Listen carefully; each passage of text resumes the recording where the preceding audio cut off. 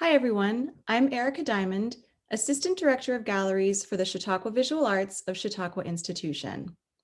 I'm joined here today with our three final artists from the current exhibition that's up, Devil is in the Details, featuring 9 alumni of our Chautauqua School of Art. So thank you all for being here and welcome. So we're joined today by Yewen Dong, Rachel Rickert, and Jenny Wu. I'll just give a brief introduction for all three of you before I dive in with some questions, okay? Great. Yewen Dong, who is actually currently streaming from China, where it is 2 a.m. Thank you so much, Yewen, for your accommodation. Yewen is very soon moving back to Jingdezhen, the porcelain capital of China. Her clay drawings and installations explore the tension between artificial space and natural space, using textures and shapes that mark time as related to her body's movement. She holds a BA from the China Central Academy of Fine Arts and an MFA in ceramics from the School of the Art Institute of Chicago. Welcome, Yewen. Rachel Rickert is a Brooklyn-based figurative painter. Placing equal emphasis on both the paint and the image, her works explore anxiety, attachment, and intimacy in routine life. She holds a BFA from Washington University in St. Louis and an MFA from the New York Studio School. Welcome, Rachel. Thank you. And last but not least, Jenny Wu is an artist and educator based in Washington, D.C. Jenny creates sculptural works transforming deconstructed layers of oil paint into geometric patterns. She holds a BA from the William Smith College in both studio art and architectural studies, and an MFA in studio art from American University. And thank you all again for being here and joining me today. Thank you. Thank you. Okay, so each of you creates work very differently, but there is a strong sense of repetition through all the works, especially the ones that are on view currently in The Devil is in the Details. So I'd love for you each to briefly just talk about the importance of repetition in your work. And maybe Jenny, could we start with you? Sure. So my works, as you see on the gallery page, and I have one here. Awesome. It's like something between sculpture and painting. So from here, it looks like a painting, but it's actually very thick. You can see the dry latex paint on the side. So for me, the repetition, this whole body of work started from the idea of building a wall. So for me, the similar pieces, the process of like layering each bricks on a wood panel is important to me. And as this body work slowly evolving, it is now more about like math, more about patterns. It's like slowly going away from the idea of building a wall, but the idea of repeating, the idea of how things fit together, it's still very important in my practice. Beautiful. I love that you have an example there too. Thanks, Jenny. And Rachel, I don't know if you typically see yourself as using repetition in your work. I know that the three that we have that also kind of loudly feature textiles in the pieces, there's a lot of patterning in those images. Could you speak about that? And if that's a feature in maybe the other works that you do too? Yeah, definitely. So I think about repetition in terms of pattern, both of behaviors and actions, sort of routine and ritual, in addition to physical patterns that become backdrops to those actions, like your shower curtain, like your bedspread, these spaces that we routinely inhabit and sort of do the same behaviors in over and over.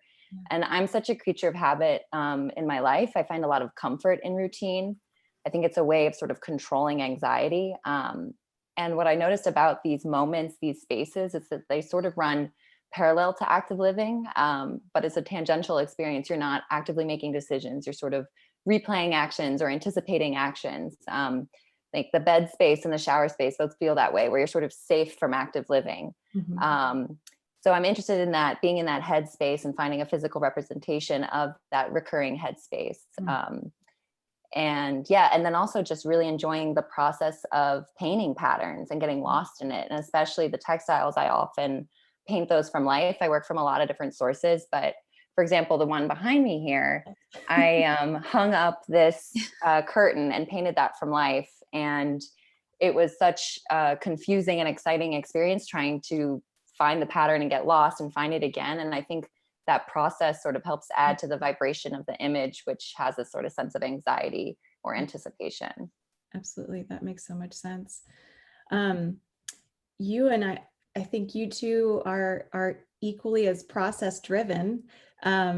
Repetition seems really important in your work as well. And maybe you could speak about that and the sort of performative aspect too of the way in which you make pieces. Yeah, for the repetition things in my work, I more think or see it as a language of the way that I'm thinking about mark is a meditation for myself. So the way how I work is like I grab a little clay, like the wet clay, and then I press, or how to say, like draw on the wall, like it create a rhythm. And then it's for me, it's a way to think about form. And then when I step back, I was thinking it's it helping me to think, how to say, like step back and then zoom in to those textures. So it helped me to think like form in a formless way. So different way to seeing how your body is, I don't know, like to working with the piece. Yeah. Okay. That's great. I love it. Thank you. So a little bit related, but I'm curious how each of your processes and subject matter relate to the history of your chosen medium. So, like Yewen working with clay in probably a very different way than some people are used to seeing, for instance. And alternatively, you may also just want to answer what artists' works are you pushing against or referencing? So you, and if we could start with you, again, go backwards. Yeah. For me, I'm working with the clay drawing, which is on fire. Before I did some like ceramic tile installation. But the thing I still like thinking the clay drawing relate with ceramic or either clay is I still love the touching of the material, the tactility, and the clay have the memory. And then I like how my body action like to recorded by this gentle material. And usually sometimes clay or being considered as a sculpture material. And then after, or how to say, like after I'm decided for a while not firing it, not firing this material, I see it as a drawing material, and I try to kind of to see it differently. And then it keep, how to say, it still have the fragile quality in the clay. Then when it put on the wall, it seems like a drawing material, but it's not. And then it's kind of have a little bit 3D sense in it. Yeah. And I try to, for my work, I just thinking maybe could add a little different voice into the field. That's something I hope. Oh, I think you're achieving that. Thank you, Yewen.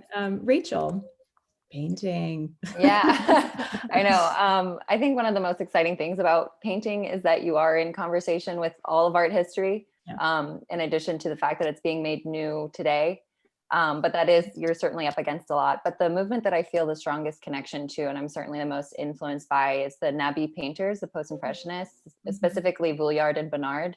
And I think what I specifically love about the Nabi is not only finding the sort of beauty and the mystery in the everyday, but also the way they use color as not only, and shape, not only as a form of representation, but as a way to have emotion and personal feeling in the work. Because I think I do make a lot of color decisions based on that to sort of like heighten a moment. And then another element of the work, the Nabi work, that I really like is the decorative element, which has a strong influence, especially from Japanese woodblock prints from the Edo period. And these works were supposed to be decorative in addition to being sort of fine art. And I like that they compress the distance between them. And a lot of the Nabi painters were painting wallpaper patterns and a figure sort of in front of this pattern, in addition to also making paintings on screens, on lamps, things like that, that were supposed to be sort of in the home as decoration. And I enjoy the compression of those things because I like flatness and decorative elements in the work. So it's the connection to the Nabi, and then also Japanese prints. And then beyond that, it's also sort of medieval tapestry. And if you think of early Renaissance fresco painting, sort of, again, the decorative elements in that. So it's a lot to be stacked up against, but that's sort of what I've been influenced by. Yeah, I love that. I love learning about all of the backgrounds of all of your works. And yeah, thank you so much, Rachel. And Jenny, how about you? So I'm kind of in between Rachel and Yewen. I was a plein air painter for many years. So learning the formal elements of painting and dealing with like color, all of those things. But now making like sculpture, but still using paint. So it's kind of like how she's using clay, but making drawings or installations. So my work, I would say maybe Ian Davenport, like he used a lot of like little stripes. My work has a lot of stripes in there. And Linda Bengelis, how she's like transforming liquid paint into a tangible object. And my other works that's not in the current exhibition, I have some really political works. So I'm thinking about Ai Weiwei all the time. Wonderful. Great. Okay. Excellent answers. So back to kind of the here and now, I'm curious how, whether it's the sort of social distancing we've all been going through or other, there's so many issues that have been, I think, kind of amplified through the pandemic. But I'm wondering if there's something about your experience through the pandemic that has maybe changed the way that you look at your own work now. And Jenny, can we start with you this time? Sure. I think the pandemic, can't believe it's almost a year. Yeah, I know, like to the day. I think for me, for my sculpture works, in a way, looking at my works online it's adding more an element of like people can see the details right away. So my works are relatively small. The biggest one I made is probably like 3 feet by 4 feet. That's the biggest. I'm sure Rachel has way bigger paintings easily than that size. And Yewen's installation, like they're giant. But my work compared to them, it's small. So when people see my works online, they immediately see the detail. So that's one of the benefit being online. And I recently had a two-person show that was actually in a physical gallery. So we did like lots of private tours. So I found that I actually had talked to people individually every time they come to the space. That's great. So I think that's also benefit. But I do miss crowded openings, everyone's drinking, eating, like, oh, I saw you, but okay, see you next time. Try to catch up soon. I do miss that a lot. I think you bring up an interesting point too. Like in some ways we're being forced to find, different ways to engage even more intensely, despite maybe being able to see it in person. So, I think we're all trying to catch up to what technology can maybe do for us and see how it can work for us now and not against. Rachel. Yeah, well, in your work. Well, I love what Jenny said just about seeing more detail on a screen, because there is this democratic process of the screen where all the images are the same size. So for example, this little painting is 10 inches, but on the show, it looks just as big as Yewen's 100-inch piece, and that's pretty exciting to see. A small piece can feel much more monumental and a large piece can feel really intimate. So that's been interesting. I think something that for me the most has changed is my subject matter, because these paintings were made before the pandemic, and I was like making pandemic paintings for years in a way. And I was suddenly like, whoa, now we are stuck inside in these spaces, really kind of confronting our psychology, stuck in our own heads, feeling this sort of anxiety, vulnerability, fear, all these kinds of things that come out in my work that are just sort of because I'm a bit of a homebody and I cling to routine and I find comfort in that anyway. And so these works that have always been very personal, suddenly it became universal. And that's something I was not expecting for this work, which was really exciting. And to have people connect and say, oh, I feel that way, that painting is today, even though I made it 2 years ago, has been pretty intense. And it's actually led to a shift in my subject matter. And I've been moving away from this. Yeah. And I think it's because it became almost too real. And I was too much in my head and too much in these spaces. And so now I'm working on paintings about kind of going on walks in my neighborhood. They're very different. And I needed to sort of resist what became too close to reality, or as soon as it became this universal shared experience, intense experience, I'm so glad that I made work that related to it before it, because I'm almost too close to it, or it's too intense. Yeah. Yeah. I mean, I think that was part of maybe what drew me to those pieces too. Looking at them was like, it just felt so relatable. These areas of your house as like their own little worlds. Like, I'm under my blanket now. This is a different, experience I get to have in the house versus the shower space. Like, you start to just see them as maybe larger than they really should be right it's now. sort of the safest spaces within the safe space of the home, where it's sort of the most intimate and you're the most sort of protected from the outside. Right. Well, I can't wait to see what you've been making in the future. And Yewen, how about you? I know this has led to a lot of travel changes for you as well. Right. But how has it affected your life and work this past year? In the past year, pandemic affects my work and life a little bit, and then the studio, my things in my studio are getting very slow, and sometimes stop. It's not only the studio but also the mind. So I start to rethinking a lot of things, and either not only what shall I do or what shall I focus next, but also something I'm thinking about, the thing or the work before, when I thinking was like always thinking how to push forward or move forward. But during that time, while I was rethinking about a lot of things, I'm thinking what's actually the direction is, like what does move forwards means, like where's the like direction of, or what's the meaning of or the direction meaning of forward. So that's something really slowed down a lot of things in my studio. But I really miss the real space things. And you can get close to the viewer and to listen what they're thinking about your work. And I think that's really important to being in space.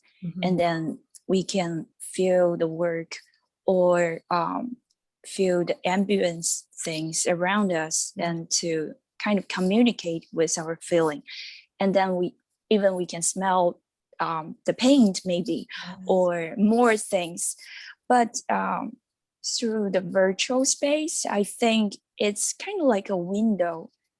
It's opened up and then more accessible for everyone to just use our phone, no matter where you are. Like, you can just use your phone to looking at different things, and and wandering through the internet. So that's, I don't know how to describe that. I'm still like getting used with it. But we all are.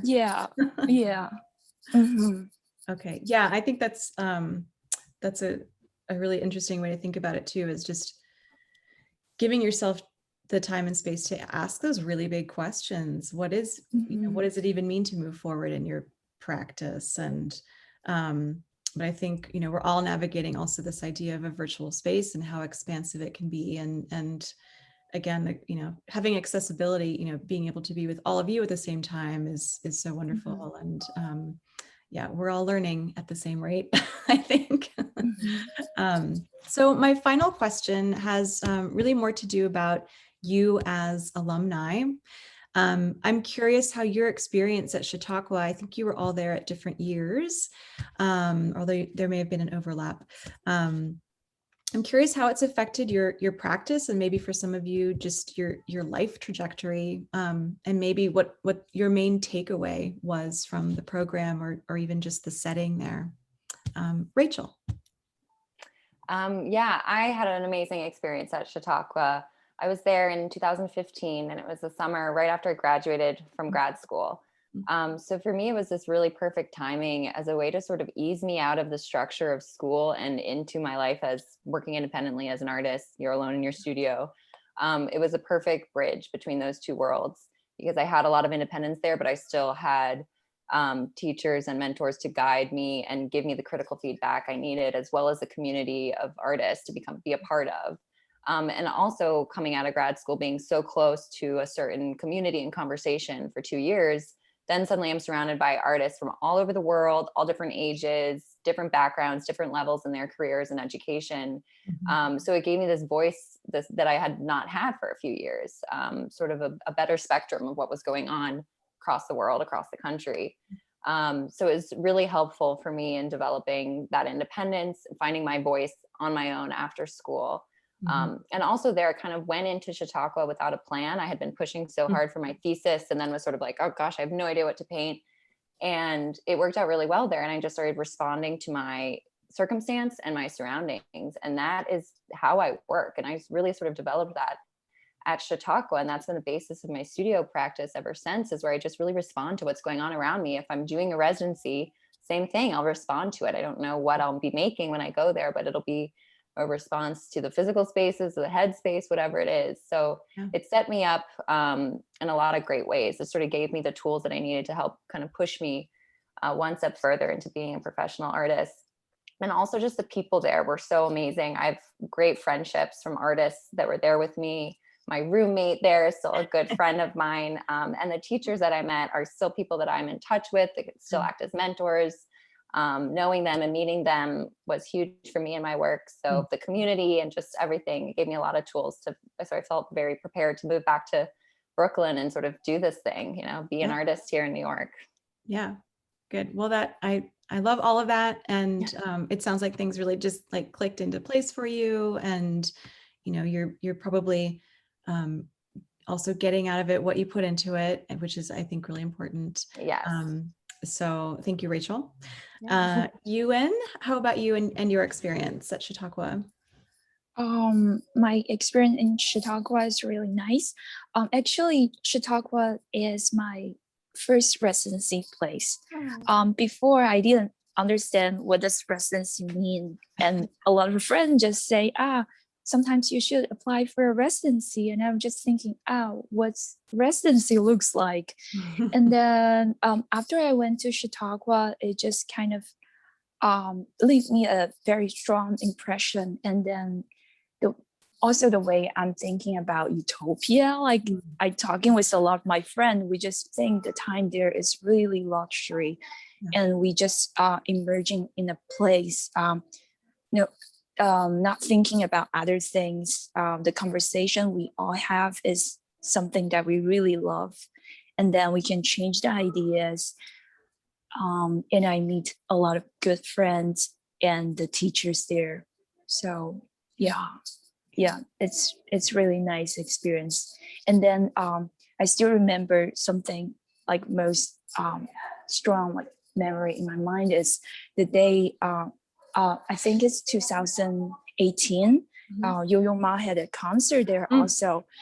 In that day afternoon, I forgot the time, but I really love Yo-Yo Ma. And then I was just scraping my clay wall. And then my friend just say, let's have the dinner soon. And then we can go to see the concert. And I said, oh, yes. And I just cannot imagine a place that you just put down your tools and then went to see Yo-Yo Ma or listen to the concert of Yo-Yo Ma. Such luxury things. So I really like all the people or the community there. They are so friendly. Yeah. Well, very warm. Thank you. Yeah, there's a lot going on at any given moment on the grounds, that's for sure. Yeah. Thank you, Yewen. And Jenny, Mhm. how was your experience? Yeah, so in addition to what Rachel and Yewen just described, I also felt like Chautauqua for me was like a dream. Mhm. It's a place where I didn't have to think about anything else besides making painting. Mhm. Just eat, sleep, paint. That's it. Like, talk to your friends. You all both stay up really late, and you both of us, get easels, go out and paint a landscape. Was a very magical experience. Mm. And for me, it built the momentum just to like keep making work, whether if I had the luxury of a dedicated time and space, or when I don't, when I have to like balance making a living and pay the rent and then making work, just having that momentum, like keep making work wherever you are, whatever schedule you have. That was very magical for me. Another thing I remember, Don Himes was the artistic director. We have a new person now, but Sharon Loudon now, but Don Himes was when I went, and he said that look at your friends to your left, to your right. You're the next generation of artists. You're not just here to like study from mentors. You're also fostering this community. And I remember that like really, really for a long time. So after many years after Chautauqua, when I some curated show, I reach out to people I know from Chautauqua. When I invite people to as visiting artists for my class, I reach out to people I know and I make friends with from Chautauqua. So it is like a hopefully lifelong lasting friendship and experience. Yeah. And we hope so too. Again, I just want to thank you all for your beautiful, thoughtful work. We're so proud to have you as alumni, proud to know you, proud of your progress and all the things that you do. For those of you watching, the exhibition is slated to be up through March 31st, and it's called Devil is in the Details, and you can check it out at art.chq.org. So thank you for joining us, and thank you all for being here. Thank Thank you. you. Thank you.